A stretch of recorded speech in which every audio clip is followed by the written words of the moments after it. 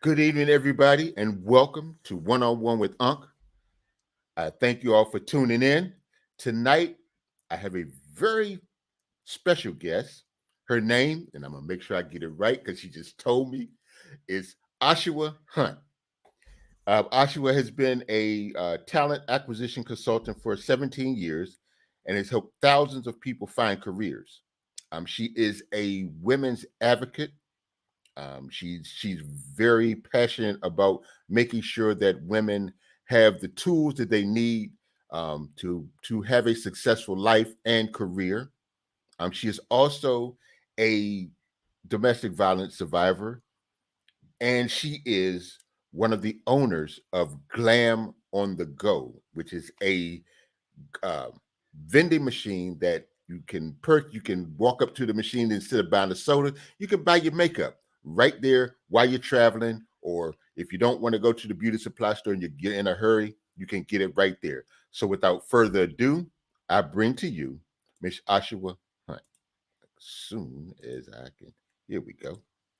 And good evening. Hey, good evening. Thank you so much. Thank you so much for that intro. You're Very, welcome. very lovely. Again, my name's Ajwa. You said it right. Spot All on. right. You You said it right. know, the last thing you want to do is butcher somebody's name. It's all right. I'm used to it. With a name like mine, you kind of get used to it. And, at Right.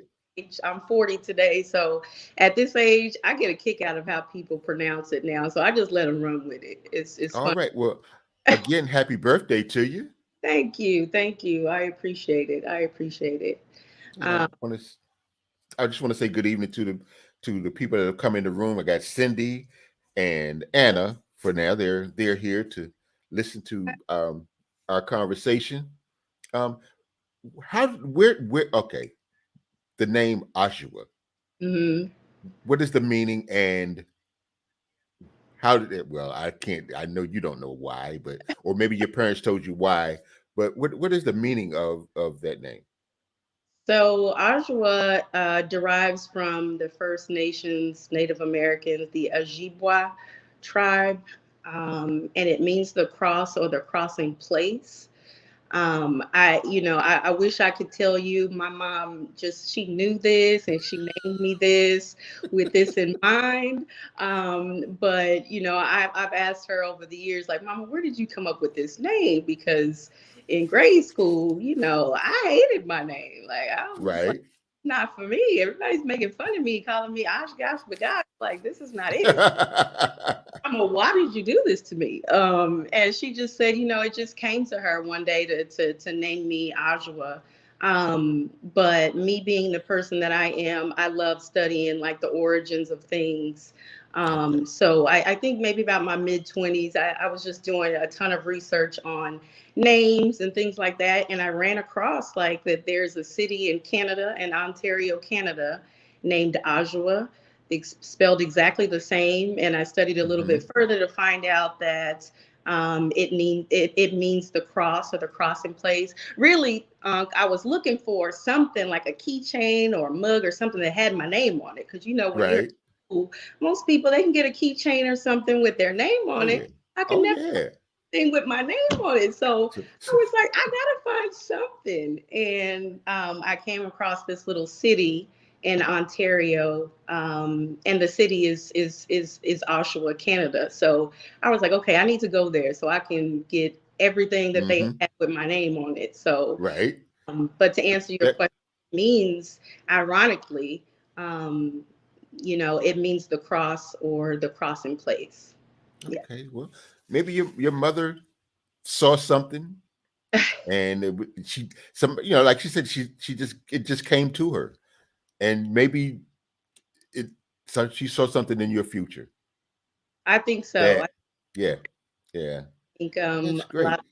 I think a lot of times we are moved to do things without having the understanding of our own, and we Right. kind of grow into the understanding and learn like why this is happening to me or Hmm. why I chose to do this. So I really think it was divine. She knew what she was doing, because the name is very fitting now. It's very fitting. Yes. Well, you don't know these things until you get to a certain point, and Right, then you look back and you say, "Wait a minute." right, So that's why, and then you get a better understanding once you have gone through a portion of your life along the journey, and then you get to one of those spots where it's like, okay, it's time to rest, and before I go on to the next thing, and you look back at your journey, and you're like, okay, so this happened because of this, and this is why that happened. Because right, at the time you're like, why is this happening? And not understanding that if you just keep going, right, it'll everything will open itself up to you.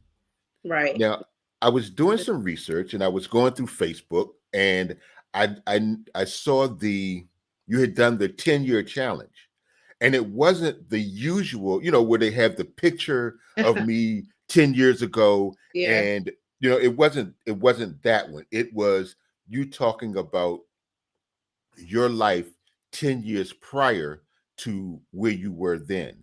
yeah, So kind of let's go through that story and how you made it through and some of your experiences. yeah, yeah. And thank you for taking notice to that. I appreciate that. So, and of course, like all of our stories, it starts. This the moment that we're born. Everyone has their story, and everyone has their cross to bear, so to speak. Hmm. So I always like to start out when I do tell somebody my story is that I'm sharing it with the utmost um, intention that I'm just sharing my story. I'm not a victim. I'm not a victim of my circumstance. I don't want pity, need pity, anything of the sort. But I do think it's important to share our backgrounds, especially on social media. Sometimes, for the most part, it's for entertainment purposes. But I think it's important to share like where you came from because people can see pictures and see your life now and assume that you have it all together and you've Hmm. always had it all together. Yes. Hmm. You know what I mean? But it's just there's always a backstory, and that's for Yes. everybody.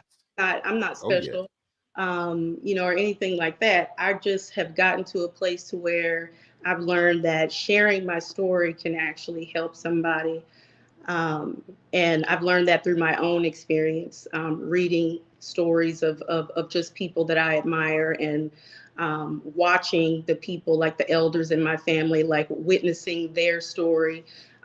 It's helped me. So I Okay. felt it necessary at this moment in my life to be able to share a glimpse of where I come from. Sometimes we can be misunderstood because people don't understand where you come from. So they Right. automatically assume that, oh, well, you're this way because of this. And it's like, well, no, I've gone through some stuff, and Hmm. and you may not understand, and it's okay. But um, I come from a family, a mother and a father that I know with every bone in my body loved me and did the very best that they could with what they were given at the time. um, my circumstance was not, it wasn't ideal for anybody from the outside looking in. It wasn't ideal. Both of my parents were in and out of, prison, partial Okay. of my upbringing. I spent a great deal of my time like raising myself as a young teenager. I became a mother at the age of 15 and then again at 17. I got married at 17. So I grew up really, really fast. Um, but now that I'm at the point that I'm at now, I would not change any part of my story. I wouldn't change it. And I'm to the point now to where I'm really, really grateful for the things that I had to go through, because I wouldn't be the person that I am today. I wouldn't have the appreciation of life. I wouldn't have the appreciation of what it is to struggle and hardship. And I really wouldn't know what happiness looked like had I not gone through the hardships that I went through the first part of my life. So I'm really, really grateful that I went through some of the things that I went through. Not to go into too much detail, but I grew up early. I got married at 17, and I was married for almost 10 years to who at the time was my very best friend, but it turned into something that at the time I didn't even know was abusive. I didn't know that it was abusive until I got out of it. That whoa, um, that's not what a marriage should look like. And again, I won't go into detail. My ex-husband at the time was my very best friend. He was somebody that I depended on and who took my children on as his own. And we struggled. We were young. 17 is very, very young to get married. But it was just a lot of it was a lot of just um, talking about it out loud, is still a struggle. But um, it was it was unfortunate that we couldn't salvage our marriage. Are you still on, Unc? I don't see you.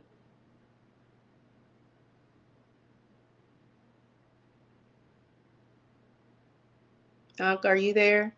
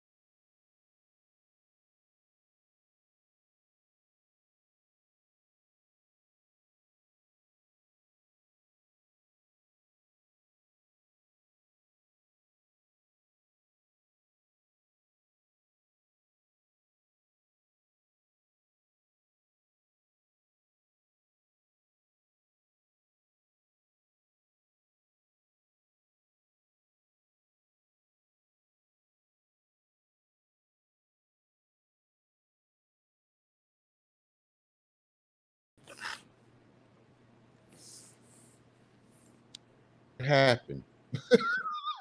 My Just, internet. just cut me off. I know. I'm so sorry. It's all right. Yeah, my internet just went bloop bloop.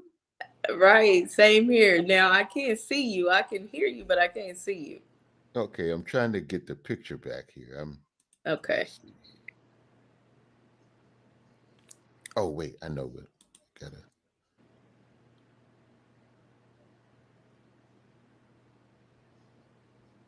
Yeah, I mean it just went. Yeah, it did. It threw me for a loop. And I'm sitting here looking at the box, and the lights blinking, and I'm like, oh my goodness, Yeah, it not just went today. blank on my end. All I could see was myself, and I was like, "Oh, okay, I'm just talking to myself." And then my mom texts me. She's like, "Hey, what happened?" Yeah. Hold on. Let's see here. I'm trying to figure out how I can get myself back on here. Let me look at my camera. Is your camera on? Yeah. Well, it says that I'm in the show and everyone can see and hear me.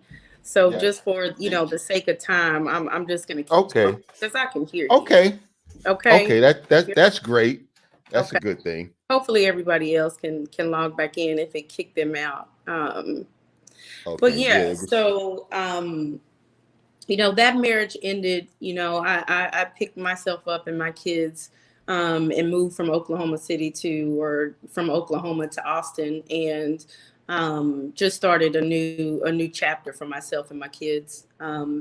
But I'll fast forward to a really pivotal moment in my life, which was 10 years ago when I lost my oldest sister and one of my cousins. Okay. who just so happened to be my best friend. Both of them were my best Mm. friends. My sister um, was more than a sister to me. She was my mom. She was my best friend and my sister. She stood up when my mom wasn't there, and she took care of me and my son. At the age of 15, so she took on a really great responsibility. And at the time, I didn't know how great of a responsibility she took on as a young woman, but it was a really, really great responsibility. So losing her and my cousin at the same time Wow. in a car accident, um, Mm. that you know was the turning point for me. And I say turning point because I was headed down the look. I was doing everything wrong. you know Okay. like after my marriage, like I had been married for a long time. Started at 17. I probably left my marriage at 23, so I hadn't really Okay. done things like that the normal teenagers do. So when I left my husband, I got to Austin, and I was acting a fool. Like I was. Yeah, you had this newfound freedom. It, Yes, it was sir. it was like it's like you let the genie out the bottle and oh my or no, you let the bull loose in the china shop and it's Let me like, tell oh you. yeah, I'm tearing it all to pieces. Let me tell you, I moved to Austin, and moving from a place like Wichita Falls, which is a small town, or Lawton, Oklahoma, to Austin, it was like, oh yeah, I'm about to live my best life. So I was doing the most. I was partying. I was just, doing everything under the sun that I didn't have any business doing. You know what I mean? Like, and I'm Hmm. very open about it. Like that's when, I was introduced to, street drugs and, smoking marijuana, drinking, and cocaine and stuff like that to kind of keep you Right. going as a young adult. Hmm. Ecstasy pills were big back then. You know what I mean?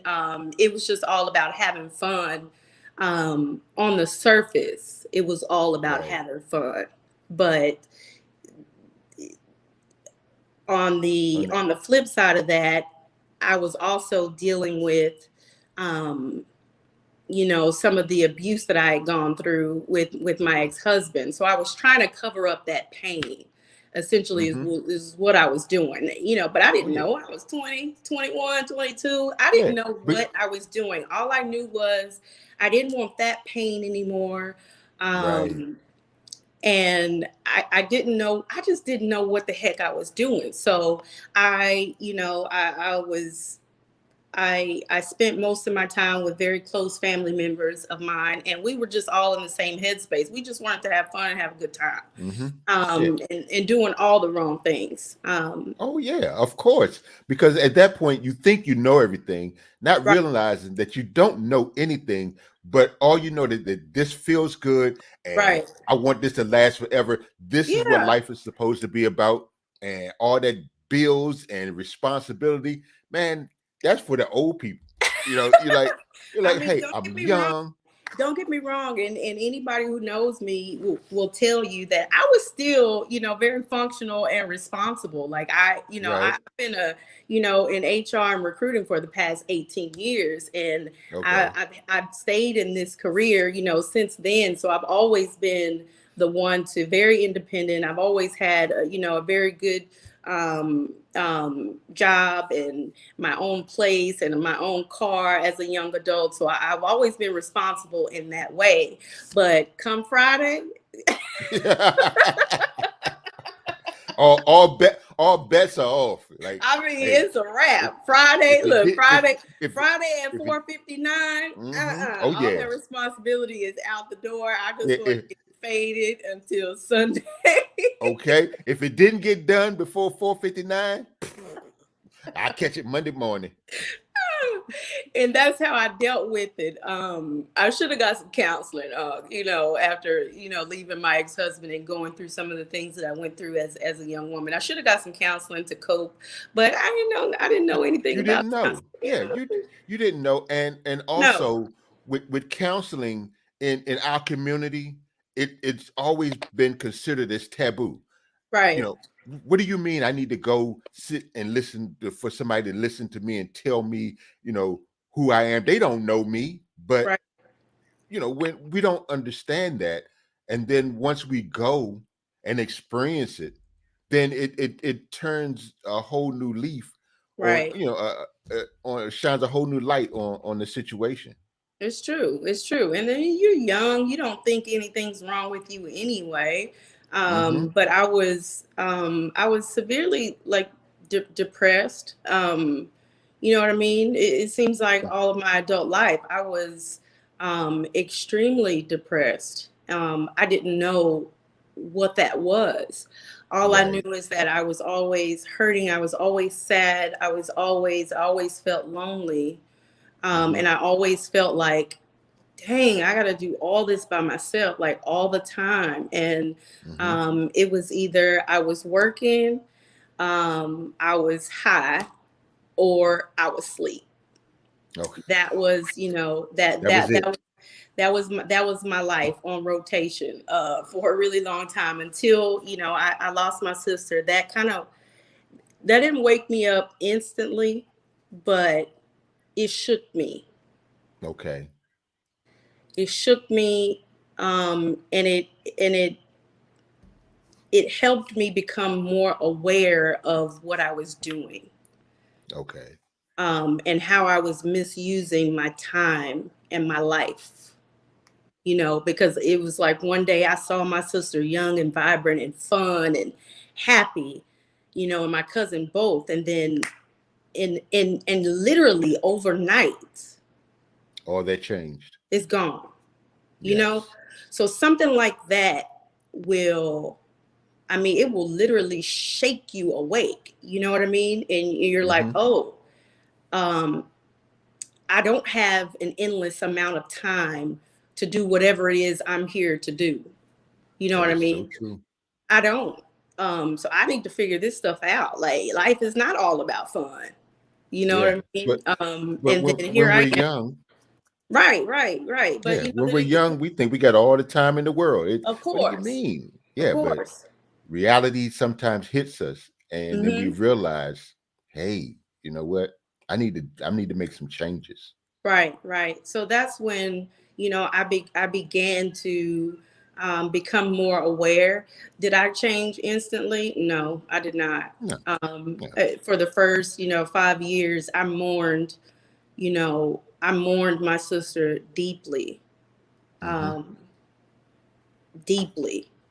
So the things that I was doing to cope with the abuse in my life, I started to do them even more, even to the Mm. point to where I found myself in the back of an ambulance, Wow. flatlined, gone. I, Wow. I'm feeling the gold light. I'm feeling the warmth of it's time for me to go.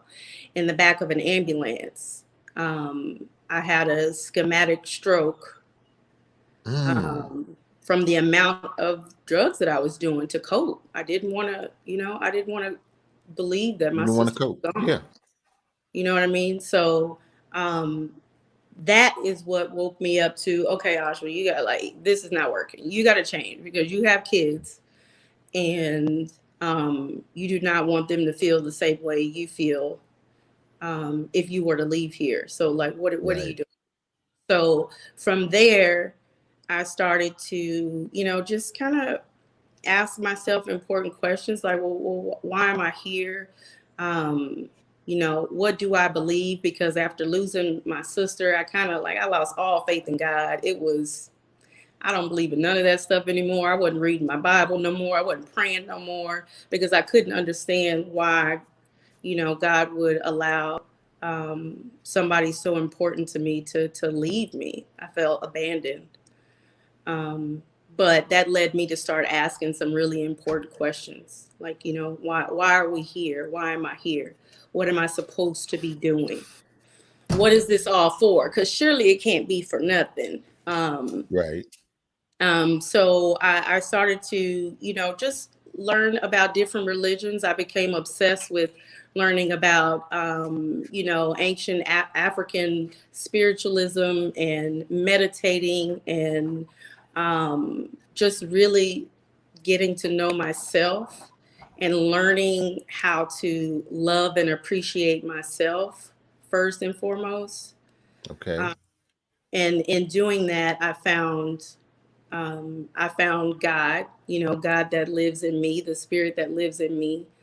Um, and it's been a journey of just becoming more aware, Hmm. more aware of who I am as a human being and who I am as a soul. And, the more I study myself, I've spent a lot of time by myself. I used to be an extroverted person. I used to, be out Hmm. partying and be, out with everybody. But once my sister left, I became a hermit. I didn't want to be with around anybody. Like I just Right. didn't want to. I just honestly, I didn't want to develop strong connections because I feared losing them. Losing somebody, yeah, getting so close. You don't want to get close to anybody ever again like that, and experience that feeling of loss. Right, And we a lot of us have been through it. I've gone through it. You lose somebody, but I know for me it was at a very young age. My sister passed, and so I learned how to deal with it, so that when it happens, you learn, and that you can't just push people away, right, because you have to have those connections, because at some point they're going to teach you some lessons, or right. guide you somewhere. So you figure out how to make this work, and create a balance. Right. So true. So true. So I've learned how to intentionally make connections. I don't set out to have all the friends in the world anymore. My Right. connections are very intentional. Hmm. My priority is to be most connected with my family, my mama, my children. They're everything to me. I have to Oh talk yeah. to them every single day. Okay. A you know what I mean? So building, if not every day, Okay. if we're not talking, we texting or something. You know what I mean? Yeah, So, because they um, need they need to know where you are, and what you're thinking, and what you're feeling, as well as you need to right, feel that same thing from them. So right, that right, that is completely absolutely. understandable. Absolutely. So, kind of fast forward to what's going on today. I've always been business minded, like in and out of my, having fun and my craziness in my personal life. I've always been that one that dreamed big and just wanted to do big things. I've always Right. envisioned myself doing big things. I used to write down, just big plans on things that I wanted to do, businesses that I wanted to run. I've always been a huge fan of anything in the beauty business. My grandmother was a barber, so I've always been around like the hair and hair products and stuff like Okay. that. My mother's always been into beauty and hair, so it's always been a fascination to me. Um, but I didn't want to be a hairstylist. I could do hair, but I didn't want to do that. Right. You know, Right. that I that wasn't where your passion was. It wasn't. It wasn't. I've always been a person to kind of color outside the lines. Like I want to do something different than what everybody else is doing. Hmm. Um, Exactly. you know what I mean? Exactly. I just don't want to do what everybody else is doing. I want Yeah. to, kind of pave my own way because that's what excites me. Hmm. So I've always been that type of person. So, um, when the pandemic started, I thought, well, prior to the pandemic starting, I thought, okay, I want to sell hair. Like everybody was into like selling hair extensions online and having e-commerce stores. So I thought, okay, I've been a recruiter hiring in IT for a really long time. I know people that know how to build websites. So let Hmm. me talk to a couple of my recruits or my friends rather, and see if they can build me a website so I can start selling hair online. And it was just, it started out as a hobby. I thought, this is going to be fun. Right. And it started out really slow, but then eventually it started to pick up once I learned things about, social media marketing and Mhm. SEO and stuff like that. It started to pick up and I was like, wait a minute, this is, Hey, I got something here. Wait a I minute. might be onto something, but again, Okay. it was still just a hobby until maybe a few months before the pandemic, I had lost my job. So let Mhm. me give you a little backstory on being a recruiter. Being a recruiter is Okay. extremely lucrative. One, because um, every company in America needs employees, right? Right. They're always, it's called human capital. The business is called human capital, and it's actually the oldest industry in America, hence the term human capital. So basically, I'm Okay. selling people to do a job. Right. And this goes back to, and I won't get too deep off into it, but it goes back to slavery, where people are tasked with finding someone that is suitable to do a specific job, Okay. right? So it's Okay. called human capital. I That didn't makes seek this. sense. I didn't seek this out. I had no idea that being a recruiter even existed until I was just looking for a job one day, and a recruiter approached me, and she had me fill out an application and do an assessment, a personality assessment. And she was like, "Hey, can you come in here and answer our phones?" I was like, "Sure, I can answer the phone." And Yeah. three Simple months enough. 3 months later, I was hired to open my own office, a recruiting Oh. office in Austin, in Round Rock. And I was hiring people for multiple different companies all over Austin, Texas. I was 22 years old. Um, Mm. so it was just fun. It was so fun. It was just, I had no idea that that type of work even existed. Like, I could help people find a job, and then at the Okay. same time I could be paid very well, because some companies will pay you 10% or 15 or 20% of that person's salary. So if I hire Wow. someone making $100,000 a year, you do the math. Okay. You know what Hey, I mean? there you Um, go.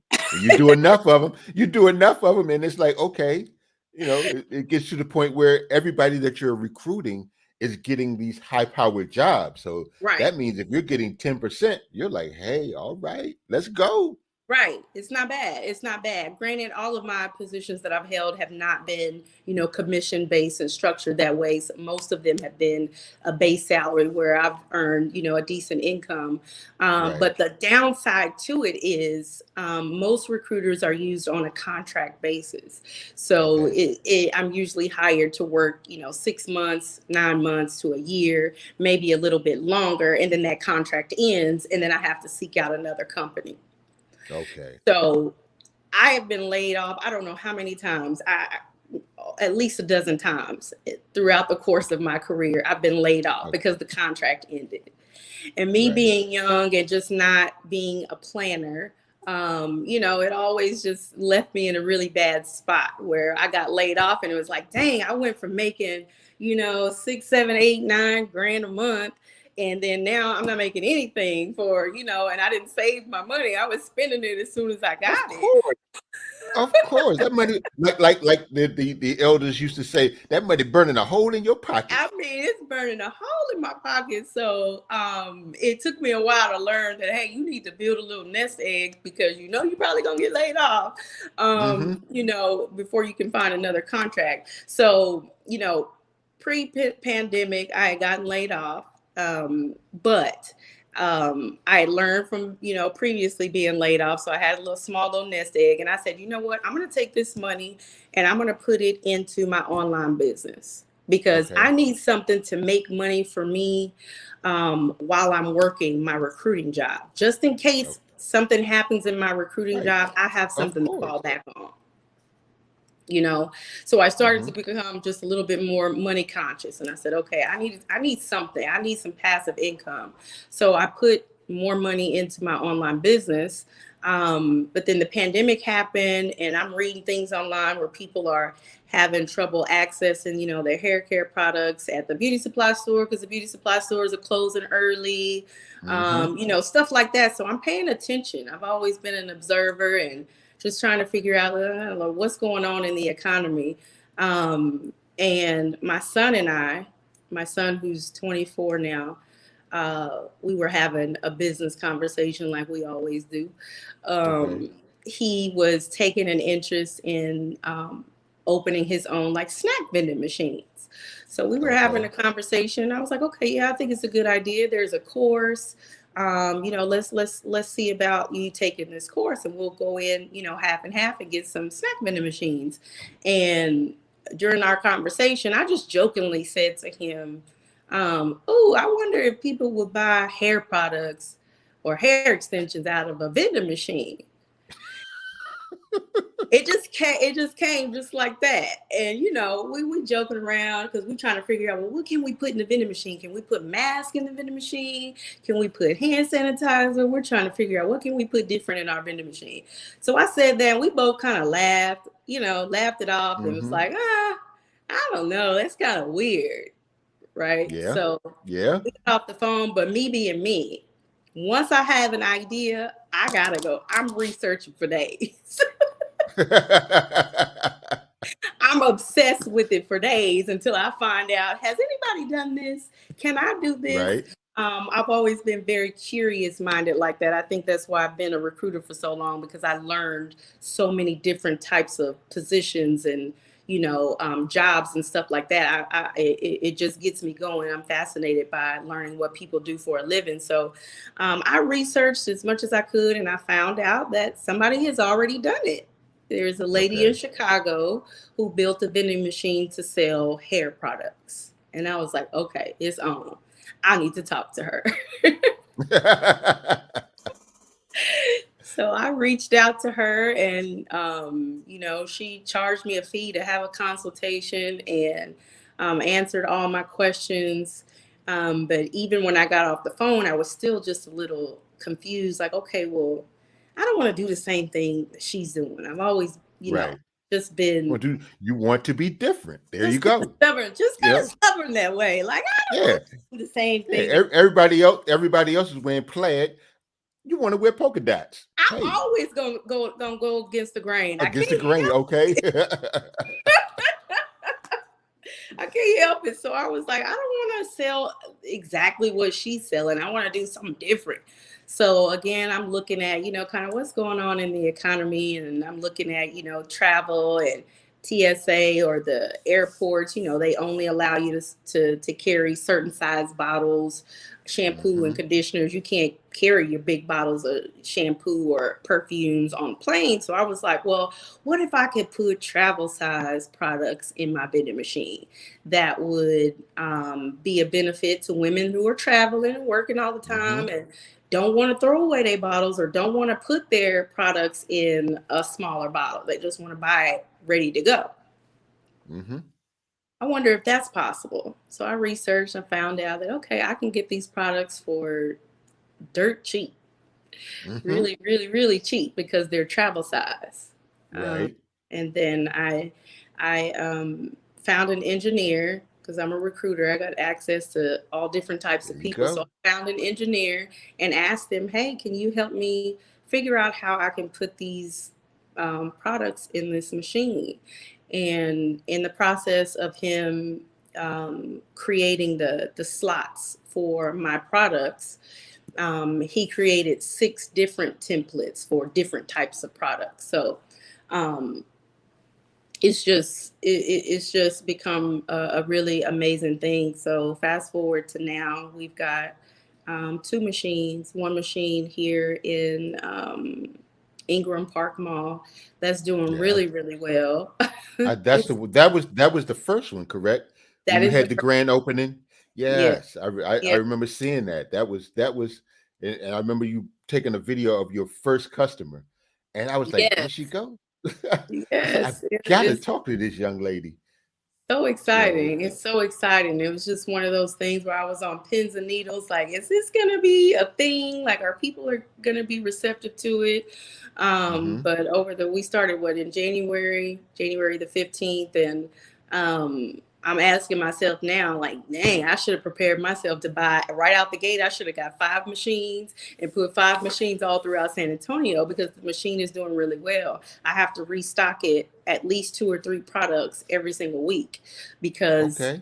they are It, it, like, they're people are being really receptive to it. So the plan well, that's is great. to have at least 20 machines throughout Texas, primarily Okay. focusing on malls, and universities, because we want to be able Oh, to cater yes. to young women. And Yes. yeah, I think that right there is a great idea because, thank you. college students, they don't have a lot of money and they Right. don't have a lot of time to go to the mall. They can just go to the machine in the Hmm. student center and make their little purchase because they really probably don't need a lot. They just need Right. something to tide them over, or like when they get ready to go out and they need to, something really quick. They can something they Right. can use while they're in the car on the way to the club, and they got the mirrors and they're doing their thing and like, okay, Right. this is cool. So yeah, Yeah. that right there is an excellent idea. Thank you. Thank you. Now Yes. now how does one get involved with is Glam on the Go? Yeah, so we have a few different options. I am offering franchise opportunities. I actually have a franchisee owner that will be in, I think it's Alpharetta, Georgia. Hmm. So we have that opportunity. I've also started a one-on-one class to where I can teach you how to create your own machine. I'll help you design the machine, create the tray for the specific type of products that you want to sell, all the way down to marketing your machine and learning how to pitch your machine to, to locations, because it's all about the location, and helping to set up a vending business in your city. So there's a couple of different options. So if you want to franchise or if you want to build your own machine, I definitely help with that too. Okay, great. Yeah. I'll make sure because I know your information is a lot of your information is in the description on Right. this live. And I'll make sure that whoever is interested, I'll pass out the information. I'm going Thank to talk to you. my son and see if he's interested. Because now my daughter, she's in the makeup. So that may be something that those two can talk about because like I said, they especially the younger one, he is very, very he sort of reminds me of you. He'll get an idea and he researches, and his most famous thing is look it up. And Right. so that's what he does. He'll sit and look it up. He's got books, he's reading, he's like, Dad, I saw this and this and this and this and this, and I think I want to try this and that and blah blah blah blah blah. And I'm sitting there like, wow, he's got a plan for just about Yeah. everything. And he's always looking for that next thing. What Right. can I do?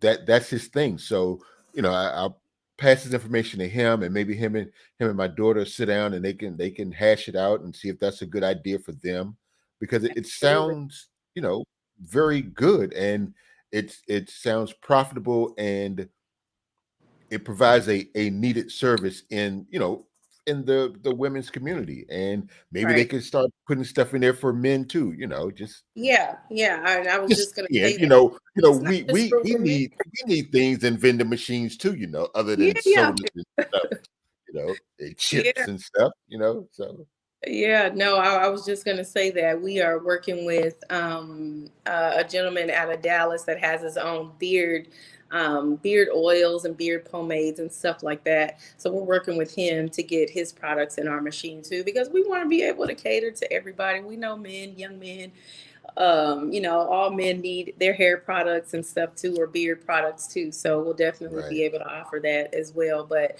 I think for anybody in the beauty business, if you want to sell lashes or makeup or hair products, or you can put anything in a vending machine. Yeah, You and know, in all actuality, people will buy it yeah, because they there's will. always somebody that needs something, and if it's Right, convenient, a lot of times life is about convenience. right, So they'll pay a little extra for the convenience. That's why yeah. 7-Eleven is so popular. Right. You If know. you put it in the right location, for Hmm. example, the second mall that we'll be in, which is Rolling Oaks Mall, the product line is completely different than Ingram Park Mall, because in Rolling Oaks Mall, there's no convenience store or store within like a 5 mile radius Ooh, of the mall. So the ooh, employees in the mall, it's majority women.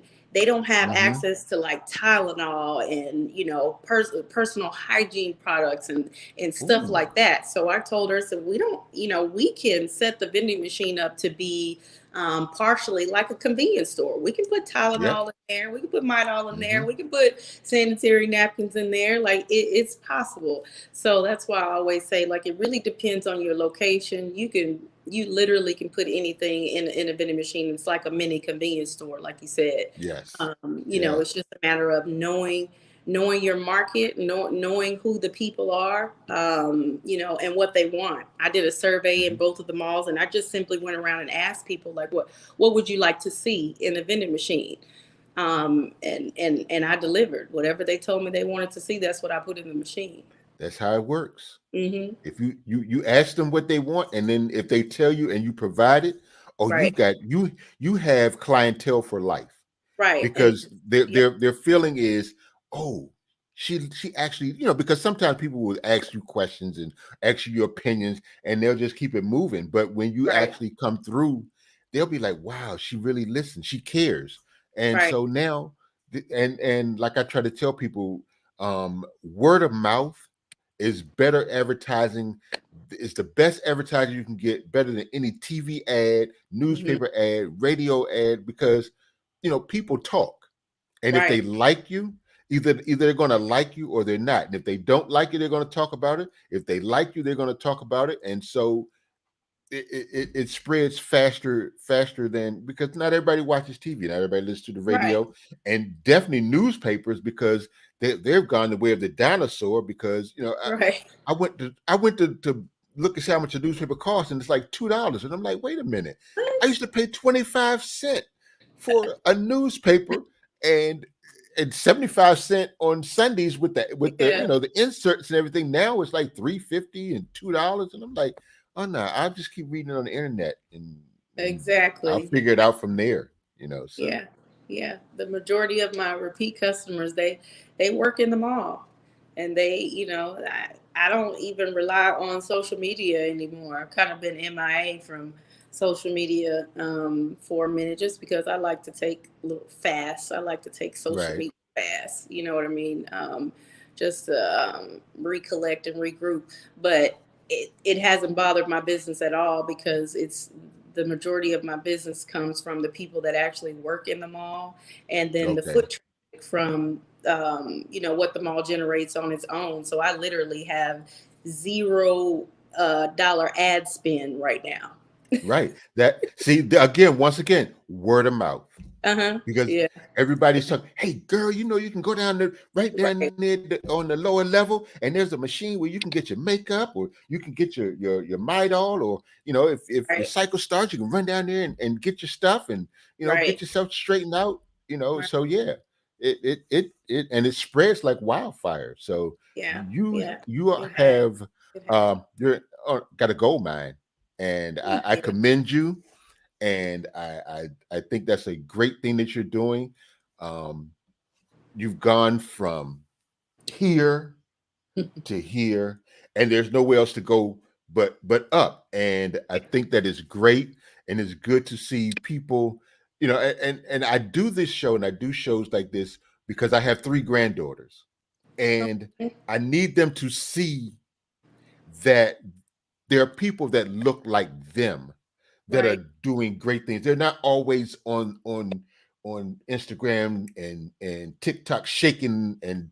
gyrating and Yeah. twerking. They're Right. actually out here making a difference. And Right. and I think it's important for them to see that, and understand that no matter what happens in your life, through trials and tribulations, you had to go through, like I told you when we were backstage, that you had to go through these things. Right. Everything that you went through, you had to go through. And working as a recruiter, you learned certain things, you made connections with certain people, because had you not been a recruiter, how would you have known to get in contact with an engineer who could help Right. you build this machine, or business minded people who can give you ideas, and things like that. So, Exactly. and I tell people, people say, well, if you could change anything in your life, would you? No, because if Mm-mm. you change one thing, I mean, and it doesn't matter what you change, If you Right. changed one thing, everything that happened after that one thing would not be the same. Right. It Right. could, and It's it like could a go domino one way or effect. the other. It's Yeah, not one, it's yeah, absolutely not one thing, even all the pain and hardship and sadness and depression that I've had, I would not trade it for anybody else's story in the right, world, because everybody has their story and nobody's living a cakewalk. no, So I'm grateful for my own story.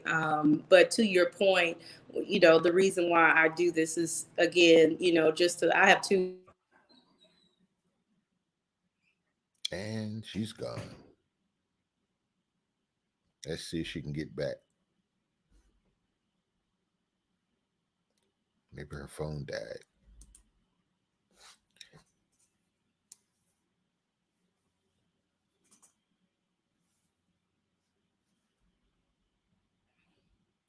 Yeah, but yeah, but hopefully we can get her back in here before 8 o'clock. But I think everybody that has come in, Miami Kane, Cindy Randall, James Geit, Vern's Junk Closet, Sonia Waddy, somebody else was in here. Oh yeah, Heaven Sent, Shauna Crazy Life. I thank everybody for coming in and showing a little support and showing some love.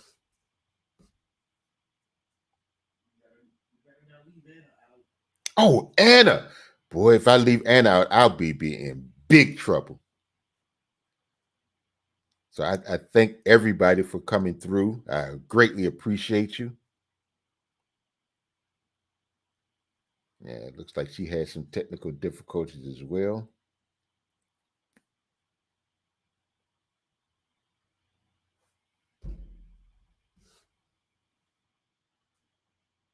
Ajua, I want to thank you.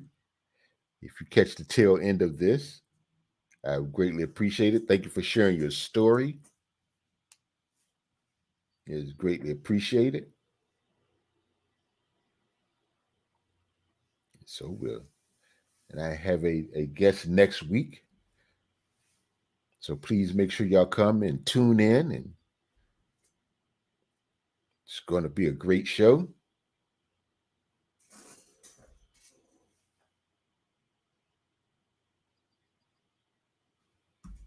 see something.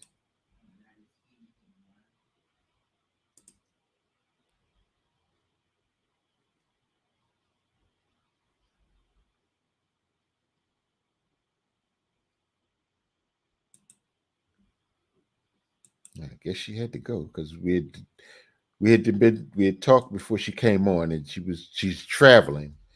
So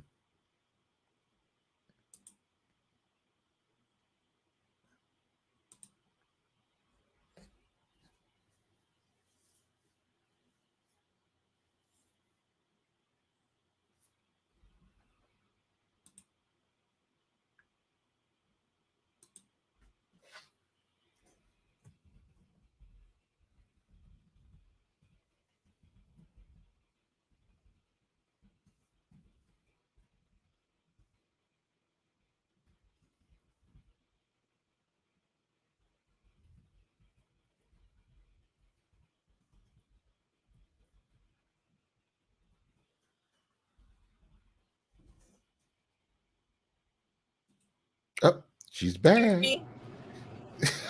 Whoa, wait a minute.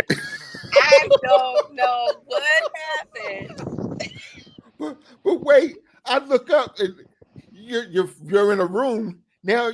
You're in the car. I'm like, okay, she had to go. I guess you really No, had to go. I did not hang up intentionally, but I'm always on the go. I'm always on the go. Can you hear It's me? all right.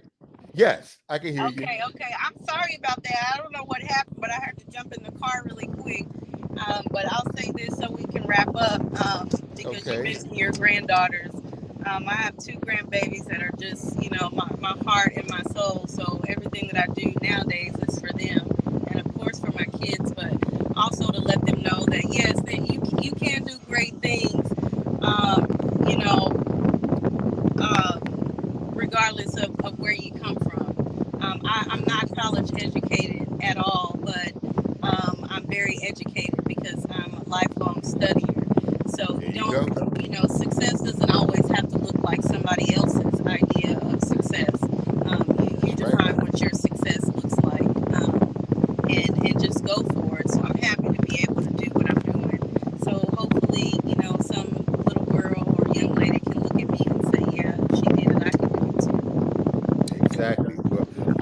I thank you so much for being a guest tonight. I wish you continued success. Thank Of you. course, I'll be following you, and if this idea works for my kids, they'll be in touch. Okay, yeah, just let me know. Just let me know. Alrighty, so safe travels, Thank and you. I will see you and talk to you soon. Okay, thank you. Have a good Alrighty, night. Ashwa, you have a good night. You too. Bye bye. All right, bye bye. Ladies and gentlemen, that was Ms. Ashwa Hunt. I thank you again for coming through, and we're going to wrap up. And I will see you all next Tuesday at 7. And until then, remember to be happy on purpose and believe in you. Oh, no. I don't even know my own saying. I believe in you. Believe in you too. Woo! I've said it so much, I forgot it. Good night, everybody. Y'all have a good evening. Peace.